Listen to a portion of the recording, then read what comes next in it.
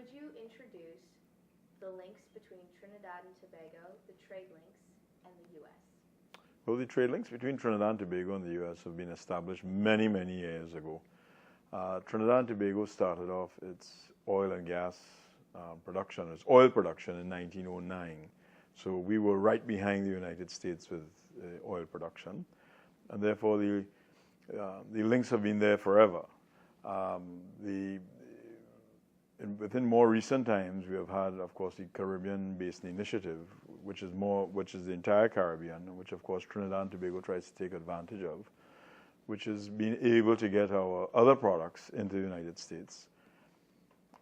But the exports to the United States have mainly been in the energy-based sector, and we're trying to open that up to all other types of trade, and using the CBI to do it with.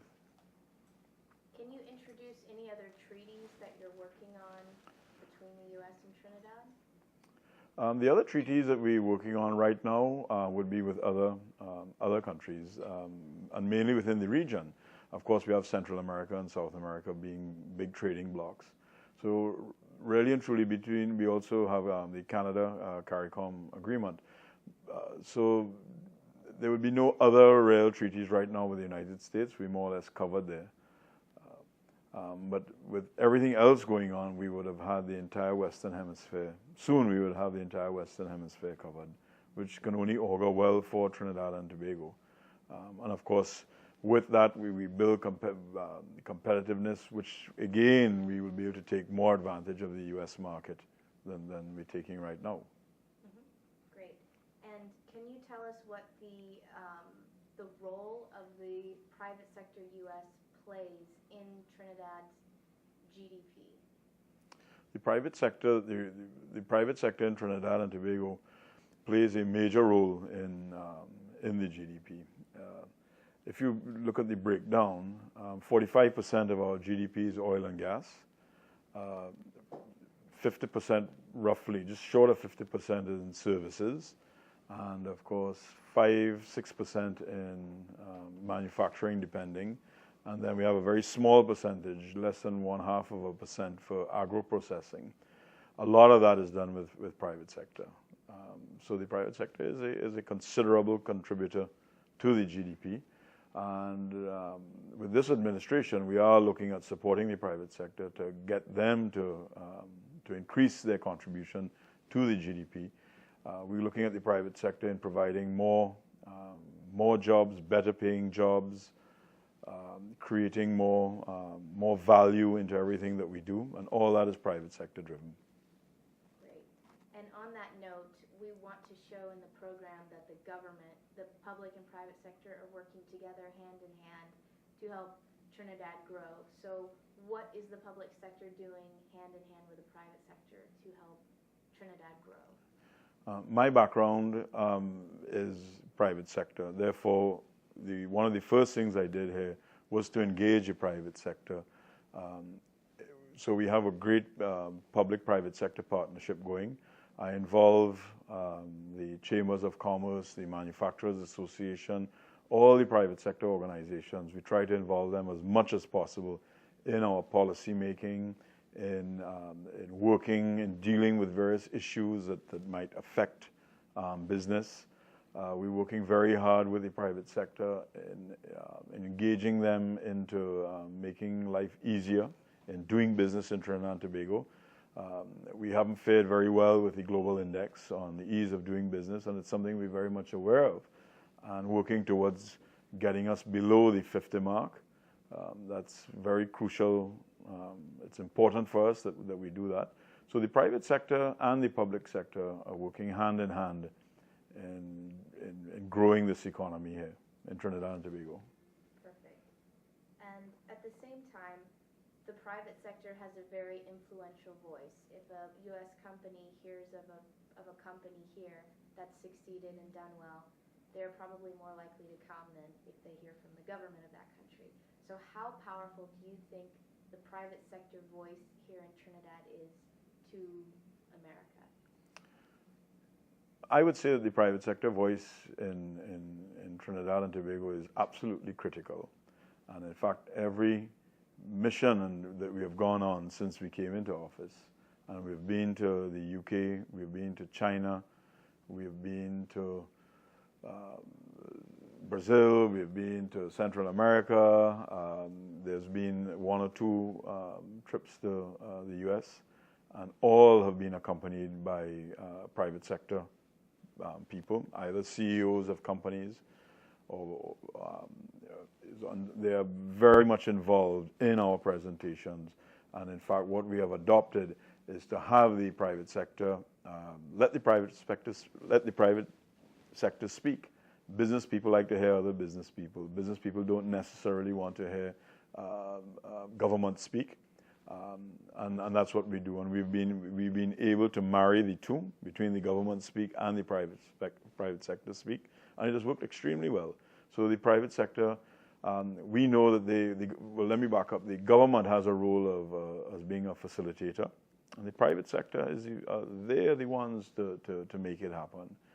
And I mean, I've always said that government really and truly has no business being in business. That's not what a government does best, okay? The private sector does that best, and let the private sector do what they do best. Mm-hmm. And how involved or active is the private sector? With how many companies would you say actively accompany you on these missions?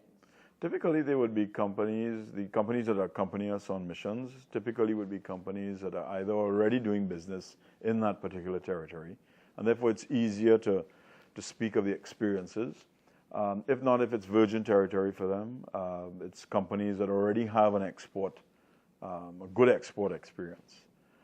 So we choose our companies well. We choose a mix of conglomerates conglomerates and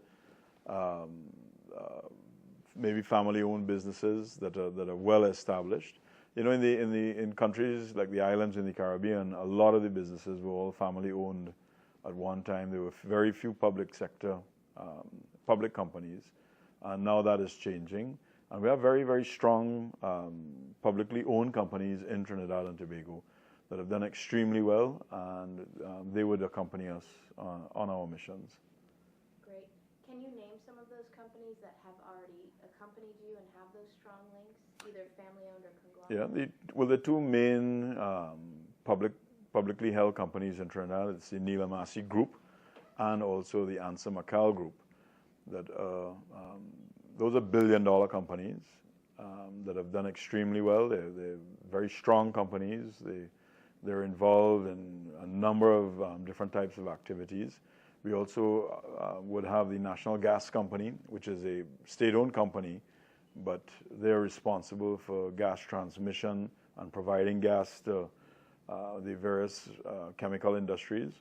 So the National Gas Company would come with us, and a number of other interested parties, depending on where we're going. Any local family-owned companies? The first two companies are locally owned companies, publicly owned. They're no longer family-owned. They're all publicly traded now. And there are a number of other companies that we would work with also. Okay, great. I just have one more question, and that would be a personal message from you to our 20 million investors on the east coast of the U.S. What would you like to tell them about Trinidad?